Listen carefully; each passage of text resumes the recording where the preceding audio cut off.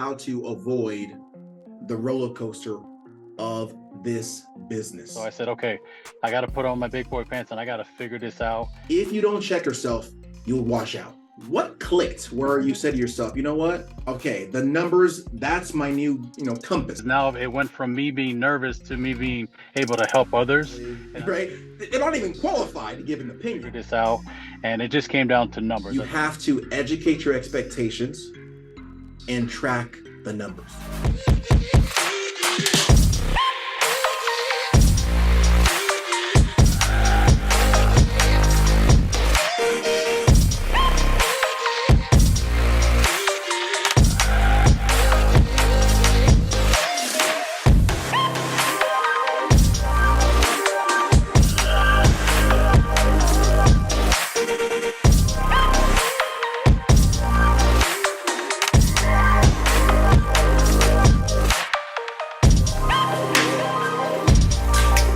All right, welcome to the Haven Team Huddle. Mac Agabor will be hosting today. The topic at hand that we'll be hosting today is how to avoid the roller coaster of this business. There was a film that came out some time ago. There's two films that you'll reference. One of them is Inception. If you haven't seen it, cool movie, Leonardo DiCaprio. And there's another film called After Earth. It bombed in the theaters, but it had some cool concepts. So let me share with you what that means. This business is very, very simple. Understanding how simple it is the difficult part. Keeping an even keel is what's difficult. If you allow emotions to get in the way of your business, emotions are like, those, they fog up your glasses. They fog you up. And when they fog you up, it's over. You can't see and you're just driving blind. What do I mean by that? Well, the business is simple as this: is you buy leads, you dial leads, and you run appointments. It's very simple. Well, what happens? Well, our emotions get involved in all between the buying leads and the dialing leads. What happens between each landmark, buying leads and dialing leads? That's what messes us up. What do I mean by the emotional roller coaster? Let me give you a case study. You have an agent A, he gets started, he's going through, and he's just grinding, right? What does grinding mean? Well, he's making the dials. This business is not easy. It's not about this business, really. It's about it's mindset. You're going to hear a lot of that, right? How to do this is pretty simple, y'all. It's simply, again, buy, dial, run, buy, dial, run, right? So agent A does that, and he starts generating income. Things are great. Agent B gets going. They start this business, but they make it painful. Here's what I mean. It's like agent B is that kid. Some of you have these kids where they go to the pool. They say, hey, mom, dad, can I go to the pool? They say, yeah. And they go to the pool and they toe dip their way into the pool all the way. Like, they kind of get it. You know what I'm talking about, right? Getting in the pool, toeing, dipping your way. Oh, and it's kind of cold and you're like this, trying to get yourself acclimated to the new temperature. It is excruciating. Now, agent A's kid says, hey, mom, dad, watch this. Boom, cannonball, right? It's excruciating as well, but it's for 3 seconds, 4 seconds, 5 seconds, and everything's good. Versus toe dipping. So agent B is the one that is creating that emotional roller coaster. So I want to talk about that. How do you avoid this emotional roller coaster? There is one thing you will do that will avoid that for you. And for those of you taking notes, it's pretty simple. You can write this and take it to the bank. It is, you have to educate your expectations and track the numbers. That's all. So think of it this way. The reason I brought up Inception. So I'm going to tell you the story. So just bear with me. And I'm hoping that in telling you the story, it will capture itself in your mind and right here versus just hearing stuff that I said. In Inception, the premise of the movie was you go into this dream state and people can manipulate and you can create stuff. Sometimes it's so captivating that you don't know what's real and what isn't real because you know how it is. When you're dreaming, you think it's real, and that's a real fact.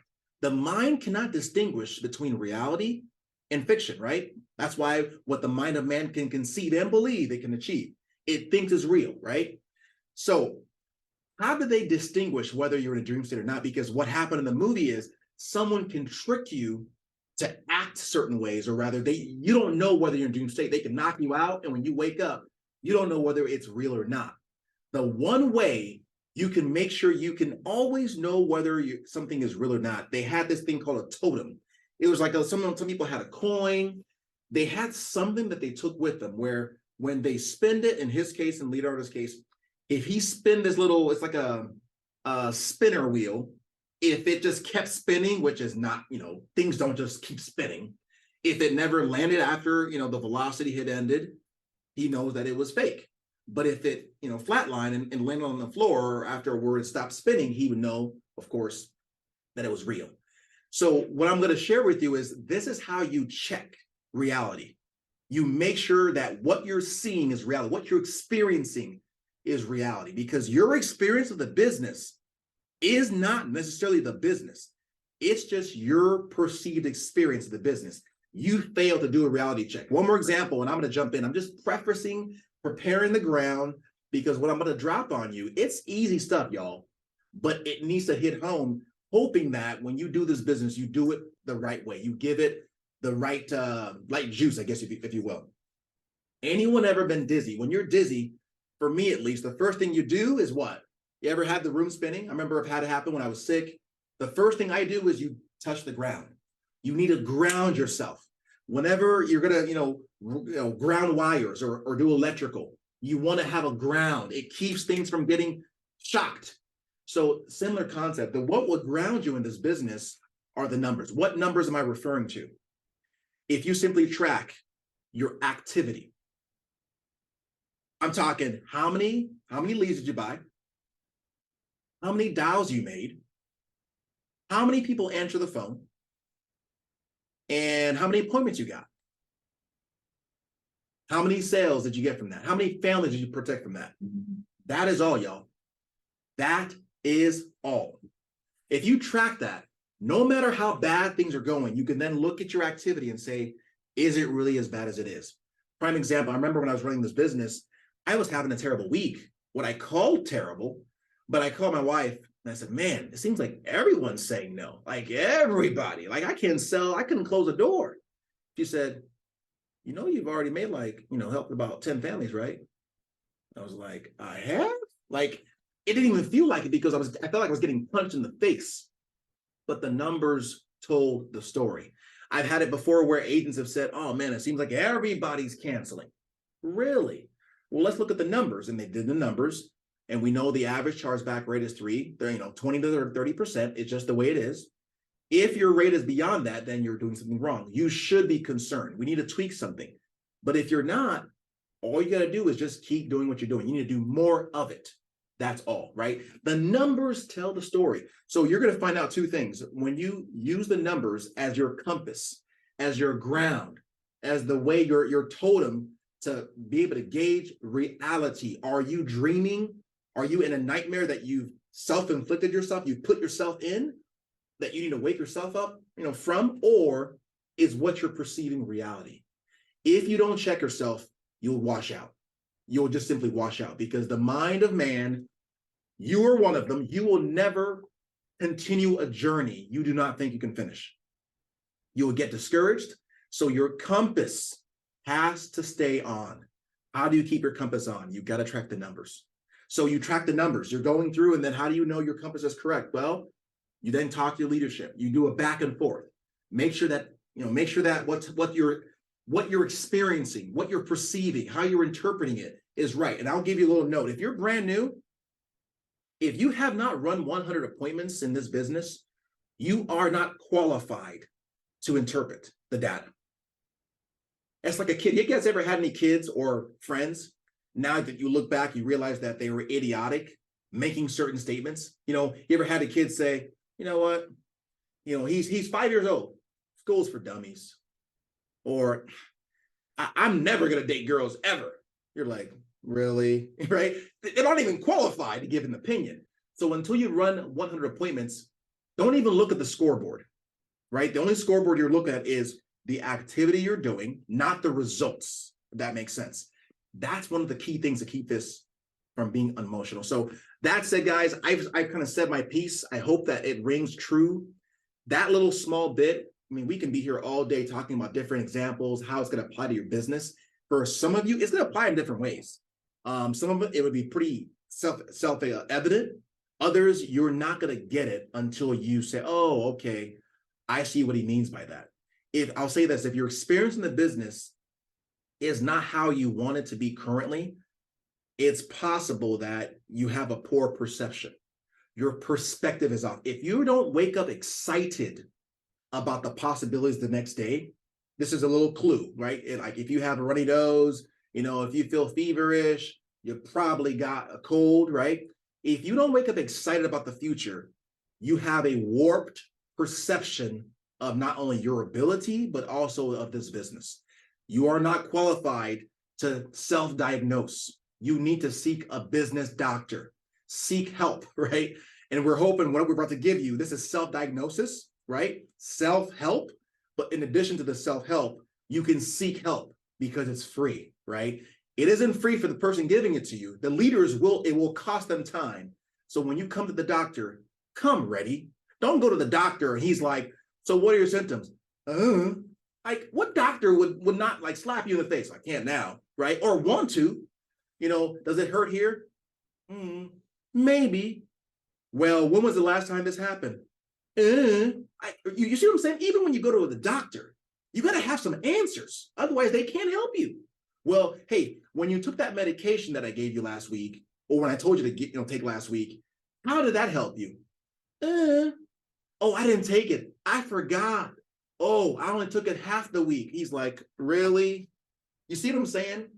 So again, I'm going to bring up some folks who I believe they've experienced the business in a way where I think you can get value on how to keep from becoming so emotional, how to allow yourself to survive. And I'll say this as well as I bring them on.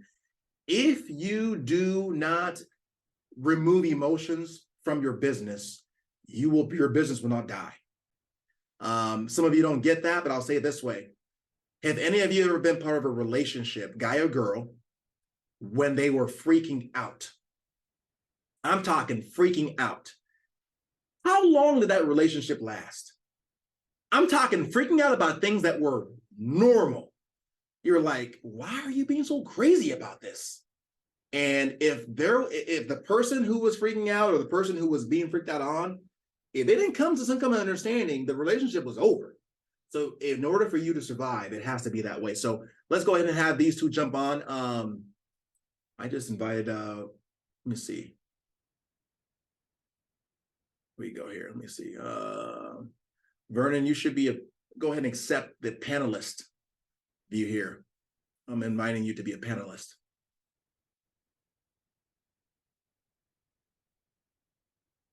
All right. All right. Vernon is getting going. There we go. All right, Vernon, can you hear us okay? Yep, I can hear you. All right, good stuff, man.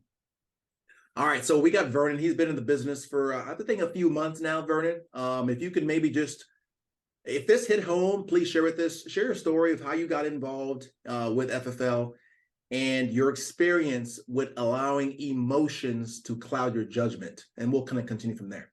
Got it. So I got into this. I was in the fingerprinting business in the same business or building as Mac. And I was actually promoting my fingerprinting business on that one particular day. Met Mac, walked into the office, saw some positive signs up, but didn't show anything that said, hey, I do this. So I said, hey, what do you do here? And then he said, hey, I do life insurance. And I was like, oh, life insurance, great. All right. And then he started talking some numbers to me. I could tell we got along really well. My brother and sister were with me, and they both were like, hey, these two guys are getting along here. What's going on? So, and needs to say, let's fast forward, jumped into it, saw the video, jumped into it. And then I got going with life insurance. So that's how I started. That's what got me going into the business. What was the next part of that? So you started the business, you were doing okay. And over time, I mean, one of the things that some people struggle with is the anxiety, right? And the anxiety is when you allow emotions to get involved. How, 100%. Just be real with folks here. How did an anxiety affect you actually doing the job of being a protector? Right. So I was waking up with cold sweats. Like when I got on the phone and started making dials, and people were, saying go kill yourself, different nasty names. I took it personal because the business I was in before, they accepted me. They knew I was coming over. You know, we set up the appointment and we confirmed it. When this business, it's almost a little different. You're trying to do something where they don't know who you are, so to them it's a cold call. And so for a while, it was getting to me mentally, and I was just waking up and just nervous. I was like, I don't want to do this. I don't know if I want to, if I can handle this or not. I knew I had no plan B, but I was still scared to do the job because I was like, why can't someone just make these appointments for me and I just run them? But I had to be the one that did all the steps because you can't teach someone else to do appointments if you don't know how to do appointments. So I said, okay, I got to put on my big boy pants and I got to figure this out. And it just came down to numbers. At the end of the day, you got to keep making those dials and you got to just push through it. And I was able to get better at it. I'll put it like that. I'm not great yet, but I was able to push through and get better at it. What was the turning point for you, Vernon, where you said, okay, I remember you came in, you had some anxious moments. What clicked where you said to yourself, you know what? Okay, the numbers, that's my new, compass into my emotion. Like what did someone say? How did you think differently? What was the clicking point? The biggest thing I could say that changed that got me moving in the right direction was two things. One, I started coming into the office instead of being at home locked in my room, which was room slash office. So I'd wake up to this desk every single day and go, oh, I got to get to work. And it just make me nervous. So I started coming into the office. And then the other thing was going to that Miami convention. Between those two things, something changed in my brain when I saw people walking across the stage who I said, hey, I felt like I should be able to walk across that stage as well. And I knew, all right, whatever it takes to get on that stage, all I need is really 200,000 issue pay to get on that stage. I should be able to do that if all these people I'm seeing are doing 400,000. It's Steve Giordano doing 1.4. I was like, okay, I know I'm smart enough. I know I look professional enough. I speak eloquent enough. I should be able to do this. And then so between that and coming into the office, I just say, hey, this has got to work. There is no plan B. If I just keep following what Mac's telling me and following his support, I'm going to be just fine. And so I just kept pushing through. I just kept pushing through. I love it. You're going to have to expose yourself to a different environment if you want to change, because any shark, this is a true story. If you put a shark in a small tank, guess how large a shark that can grow massive amount of feet will grow. It will fit the tank. So if you want to 100%. change what you think, you got to go to a different environment, right? Now, Vernon, since then, what specifically could you say to folks here that they can take that you use now as your guiding post to keep yourself in check, to kind of touch the ground, make sure you're grounded, have that little totem? What is the thing you use to Sure. make sure that you're seeing things in the right reality when it comes Sure. to the business? So the hardest part about this business, if I've kind of alluded to earlier, for me is making phone calls. So what I learned that I just need to say, hey, it's not me, it's them. Because if I call a client and they're cussing me out, it's not me that they're cussing out. They're cussing out the system of maybe I'm the 10th agent that called them that day. And I got to remember, like, it's not me personal. It's not because I'm a male, female, black, this, whatever it is. It's because the timing of the call might have been bad. They might be going through something else. They might have just got insurance and like, why is these people just calling me? So I just tell myself it's not me. It's more of what, them. And what I learned is, how do I get over that quicker? Dial the next phone, dial the next client. Once you click on that next phone, dial the next number, then all of a sudden you move on to that next thing, and then that person might pick up the phone and go, hey, yeah, I've been waiting for your call. What can we schedule this? You're just that one call away from a success situation where you make that appointment and then potentially close that appointment with that client and help protect that family. So it's really just like short-term memory and just moving on to the next dial. So when it comes to that, I would say, yeah, there's two things that really get me nervous. One is making phone calls, and two, of course, are chargebacks. So let Mhm. me talk about chargebacks. I got I got some chargebacks. I remember I talked to you about it and a couple other people. And like, hey, it's part of the business. Don't think too much of it. Here's what I'll tell you about chargeback. Don't worry about it because you always have time to either pay it back, whether it's you do a monthly plan, or even better, just write more business, right? Because you writing more business will override whatever you have there and they'll just take it away. And then, of course, you'll get another chargeback in another month or so. But again, if you continue to write business, it'll continue to disappear. So those are the two biggest things that stressed me out about this business was making the phone calls and chargebacks. And I feel like I've gotten a grip on both of those as far as handling it emotionally. So hopefully that answers your question. Absolutely, Vernon. And I'll throw one last one at you as well. Is I know Brad Allen talked about this. I mean, he is naturally an introvert. He's an IT guy. He said he'd rather be in a dark room, programming things and looking at servers, right? Right. Does the anxiety go away? Does it get easier, or is it literally jumping in the pool every day that's cold? So I can tell you this, the anxiety never goes away. If anybody knows about anxiety, it does not go away. But what I learned is that the way to handle it is just to talk about it. So if I go, "Hey, Mac, I'm having anxiety, about this, that," he'll just give me a different perspective that I didn't, basically know about myself or think about. And so it kind of helps me get through that situation, but it never does go away. What I've noticed in order to calm my anxiety, it was making more phone calls, right?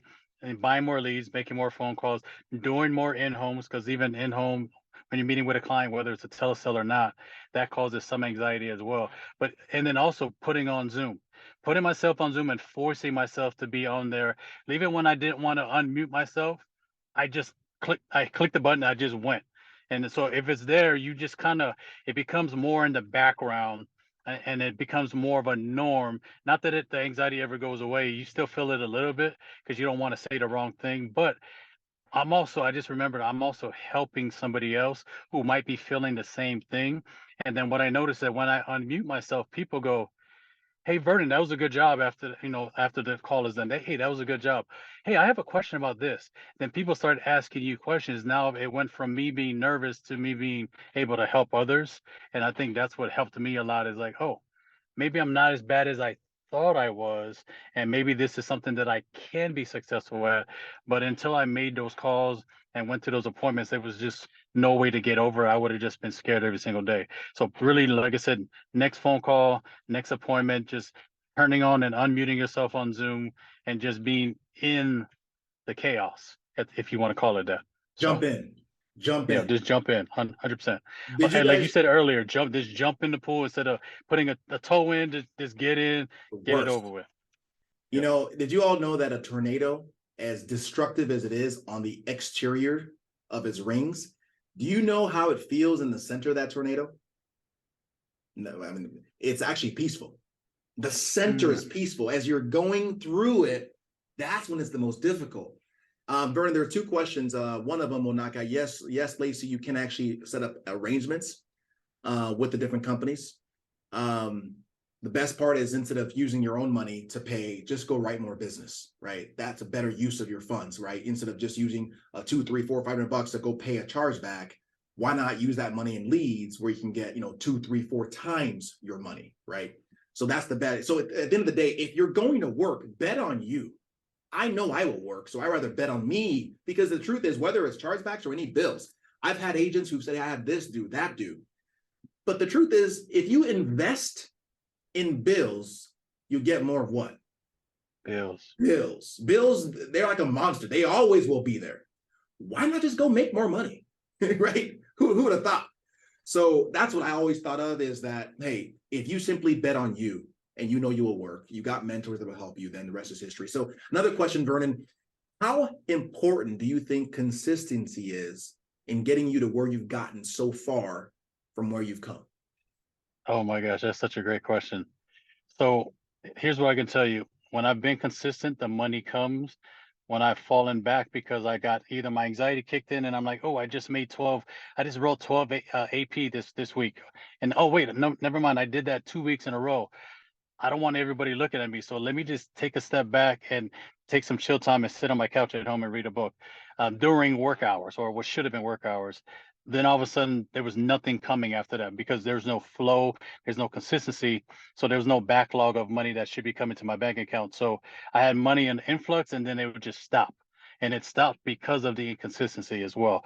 So I can't remember, there was a FFL agent, I can't remember what her name is. She does mostly telesales, if not all telesales. And she says that even when if she goes on vacation for a week after working, whatever many months in a row, She says that she just feels like she's out of whack. Like the money just starts slowing down and she just doesn't like that feeling. So it all comes down to just being consistent with what time you're going to start dialing, buying your leads, right, and doing everything else that goes with basically making your business work, right? So consistency is the key to all of it. And even if you're not doing a lot, as long as you're consistently moving forward, you're still going to have some people that maybe didn't make maybe to say they made an appointment for that next day. Maybe they might call you back the next week and then because they had to cancel. But if you're not consistently just making appointments, that backfill never falls in, and all of a sudden you're just like, where's the money at? Now I got to go do a side hustle. Now I got to get in my car and drop off food at someone's house, right? Because I need to pay my bills. But if you just consistently make those calls, make those appointments, the money will come, and just believe in yourself that it will come. I do want to say another thing, Mac. You made a very good point about the money. So I was taking, all right, okay, I need, say my bills are $3,000 a month. Once I got to 3,000, I never put any money into my business. I was just like, okay, first priority, make sure I can take care of my bills. Second priority, maybe take myself to dinner. Third priority, oh, I'll buy some leads for FFL or for my business. But I need to think, okay, if I just take half of my money and put it towards leads, the other half towards bills, the leads, the money I put into my bills, I'm sorry, into my leads, I will make more appointments. I'll run more appointments. Therefore, I make more money to have more money for my bills. And I just had a different approach. And you and I talked about that, I think earlier this week, about just shifting my mindset of if there's a total amount of, say, $1,000, put 500 towards leads, 500 towards bills. All right, then you get that next 1,000, put 500 towards leads, 500 towards your bills, right? And it just took so much relief off of my head, off my shoulders when you told me that. So yeah, anyway, I just want to make a comment about that. It's excellent. Thank you, Vernon. Appreciate you, man. This You're is one of welcome. the people you're seeing Hall of Fame producer in the making. So when you see these people on stage, even when I walked on stage, people are saying, wow, you did it. You were born this way. I'm like, you don't know half what's gone on in this head of mine. So again, you're that's one reason we're so real, because it's messy. It's not pretty, the process. But some of us are afraid to break things and go fast because we want it to be pretty. So Vernon, thank you very much. I appreciate you sharing some of your thoughts. You're welcome. Let me just finish by saying this, just giving you some real talk about the process. Now, when we get into this business, we don't realize that you're business owners. Some of us got into just be high-paid salespeople. And it isn't just this industry. When I was working in Idaho, I did copiers, and one of the top reps in multiple companies, they were so good, but the number one problem was for them consistency. They would get a big check and they would mentally or sometimes physically go on vacation. That's the ideology of a self-employed or just a high-paid salesperson. The challenge is if you're not going to build a business, you're going to lose steam, right? And the question is, if you came in here just to make some money, you could do that, no problem. But understand, it's like priming a pump. And some of you don't know that concept. Back in the day, they had to get wells. They would get a little tube, and the pressure would be what would drive the water through the pipes into your little bucket. But if you just simply pump, you're getting the pressure in, and then you say, you know what, I'm going to go on a break.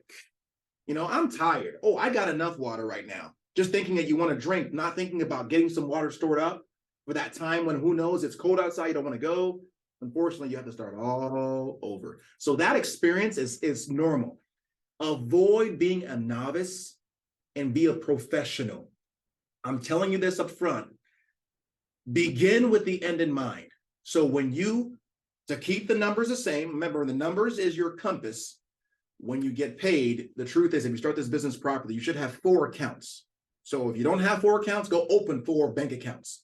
Talking just normal checking accounts, right? You can do a business if you want, but keep it simple. You're going to have the first one's going to be your commission account. That's where all your commissions go into. Second account will be your leads account, right? Third account will be your operating account just for normal stuff. And then the fourth account will be your reserves, right? Name it whatever you want to name it, but 4 accounts. Here's what it should look like. If you want to run this like a business and not a lemonade stand, I don't care if you haven't even had a commission, run it like a business. your commission drops. Let's say it's $1,000, whatever it is.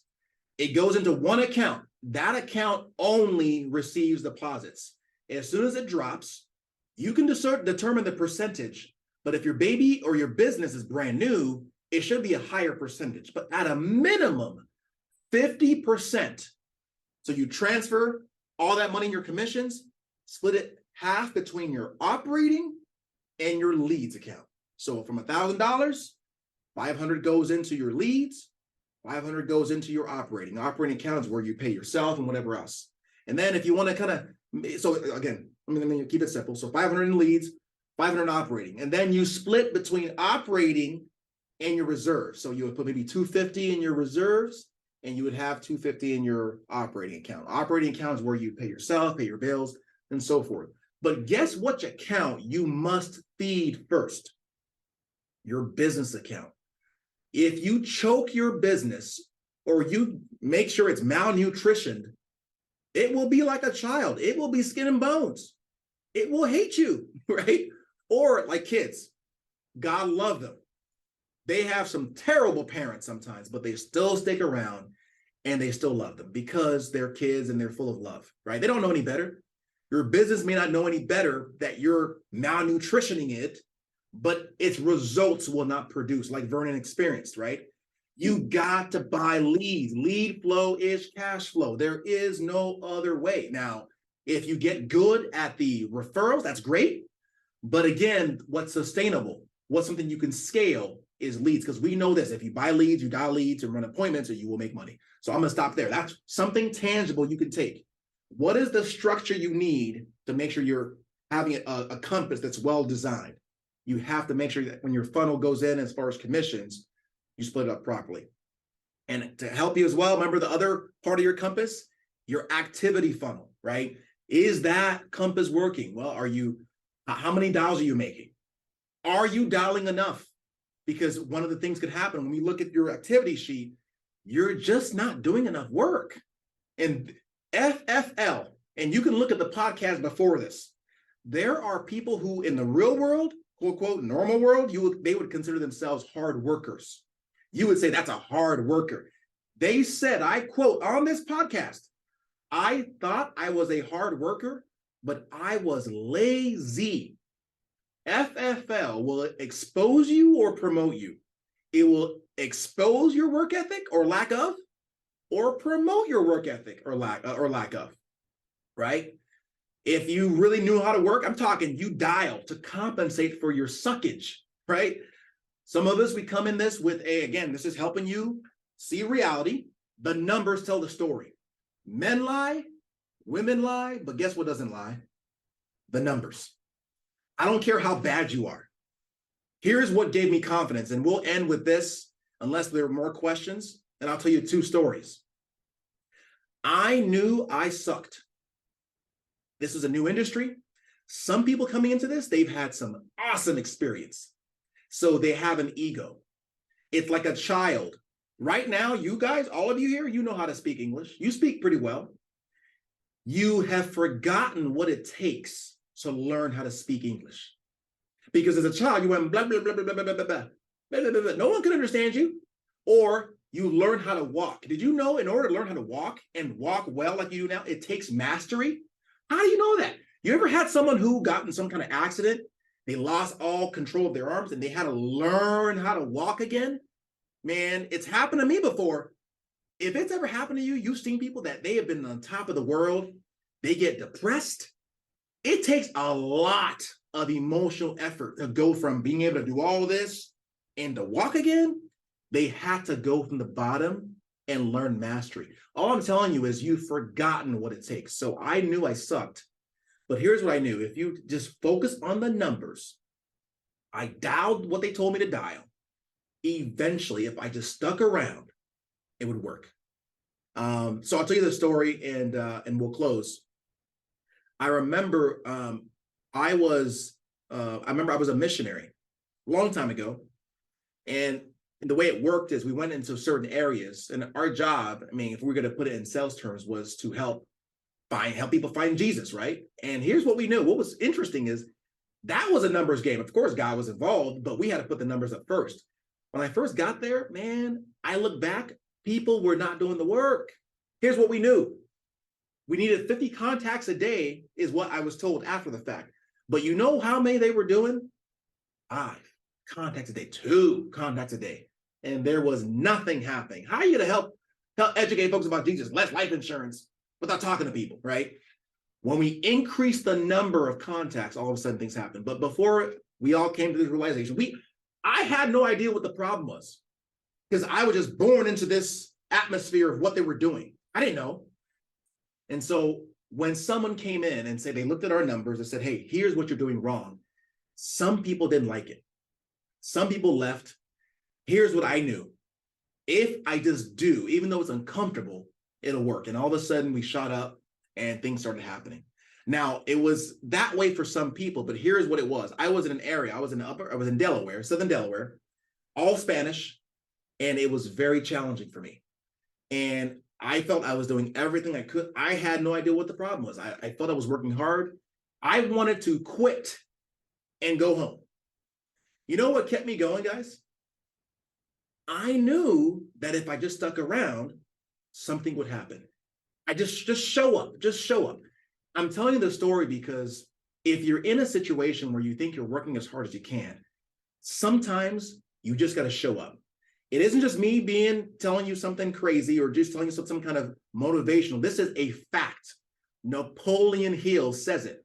When it comes to success, part of the formula, you need to have gotten to a brink point, like a point where you don't even know what's going on. Like you don't even know if it's going to work, but you know that you got to show up. It's happened to me. Mark Cuban, if you read all his story, the Shark Tank guy, he was doing a business, like a traditional business. He was giving the checks of the daily deposits to his secretary.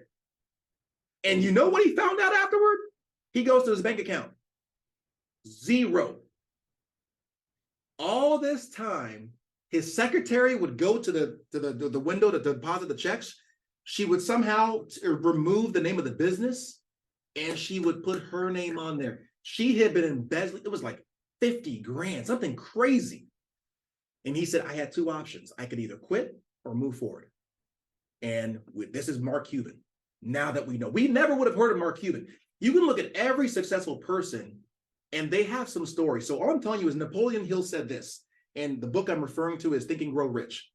He said, there will come a time in your journey where you will have to make it like you came to a breaking point. The path won't be clear, whether it's, can I go on? That is everything you've been looking for. Like that's part of the formula. Don't run away from it. That is the test, if you will.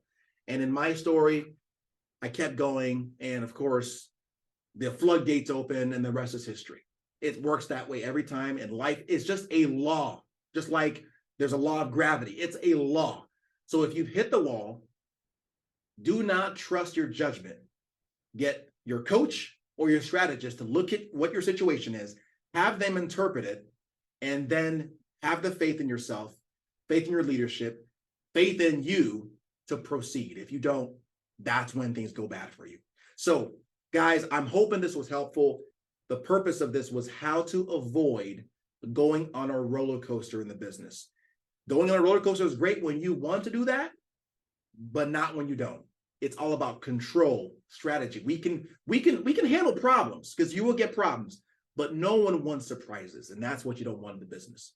If you educate your expectations, you will never get hurt. So that's it, guys. Take care, take charge. We'll see you guys next week. Peace.